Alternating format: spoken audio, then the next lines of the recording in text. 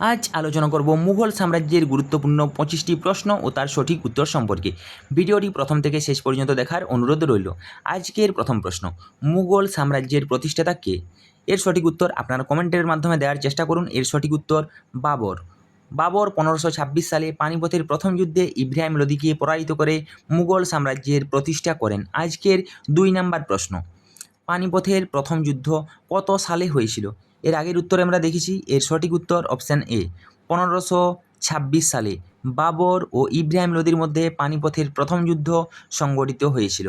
আজকের পরবর্তী প্রশ্ন, বাবরনামা বা তুজুকি বাবরি কে রচনা করেন? এটি ছিল বাবরের আত্মজীবনী, তাই এটি বাবর রচনা করেছিলেন এবং এটি বাবর তুর্কি ভাষায় রচনা করেছিলেন। এটি ভেরি ভেরি ইম্পর্ট্যান্ট। আজকের পরবর্তী প্রশ্ন অর্থাৎ 4 নম্বর প্রশ্ন, হুমায়ুনের সমাধিস্থল কোথায় অবস্থিত?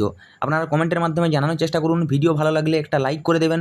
এবং এর সঠিক উত্তর দিল্লিতে অবস্থিত এবং এটি পারস্য স্থাপত্যরীতির একটি অনবদ্য নিদর্শন। আজকের পরবর্তী প্রশ্ন অর্থাৎ 5 নম্বর প্রশ্ন, আকবর কত সালে সিংহাসনে বসেন? সঠিক উত্তর অপশান এ, 1556 সালে।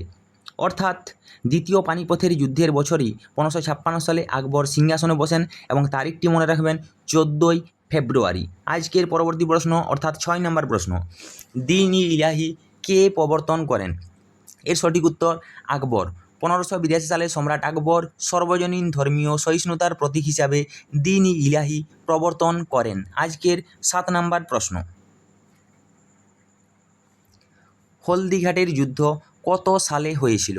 সঠিক উত্তর অপশান এ, 1576 সালে এবং এটি মুঘল সম্রাট আকবর ও মহারানা প্রতাপের মধ্যে সংগঠিত হয়েছিল। জাহাঙ্গীরের প্রকৃত নাম কী ছিল বা জাহাঙ্গীরের বাল্য নাম কী ছিল? এটিও বিভিন্ন পরীক্ষায় বারবার আসা একটি প্রশ্ন এবং এর সঠিক উত্তর সেলিম।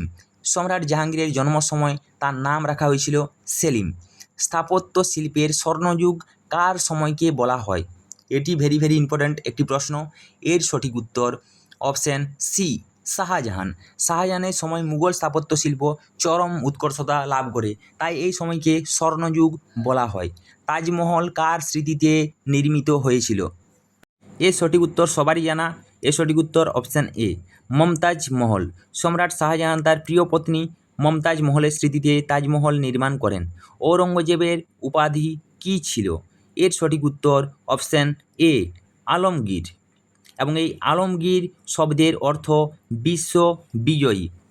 আজকের পরবর্তী প্রশ্ন অর্থাৎ 12 নম্বর প্রশ্ন, শিবাজি কার সাথে পুরন্দরের সন্ধি করেছিলেন?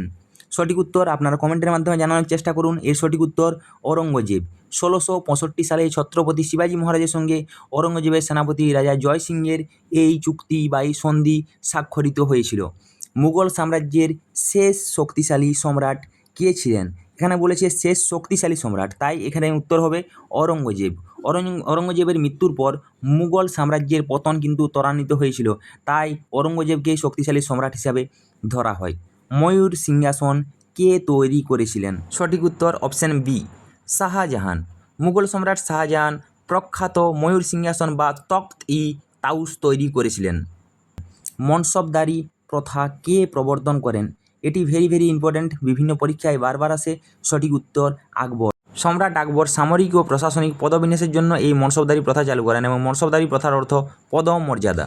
তিলক ও জিজিয়া কর কে রদ করেছিলেন? এর সঠিক উত্তর অপশান বি, আকবর। সম্রাট আকবর অমুসলমানদের উপরে আরোপিত জিজিয়া কর কিন্তু রদ করেছিলেন। আজকের 17 নম্বর প্রশ্ন, শাহজাহানের বড় ছেলের নাম কী ছিল? এর সঠিক উত্তর দারা সুগহ। তিনি ছিলেন তার জ্যেষ্ঠ পুত্র। আজকের 18 নম্বর প্রশ্ন, নূরজাহানের প্রকৃত নাম কী ছিল? সঠিক উত্তর অপশান এ, মেহেরুন্নিসা।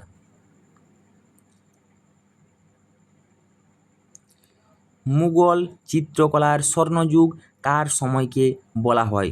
সঠিক উত্তর জাহাঙ্গীর।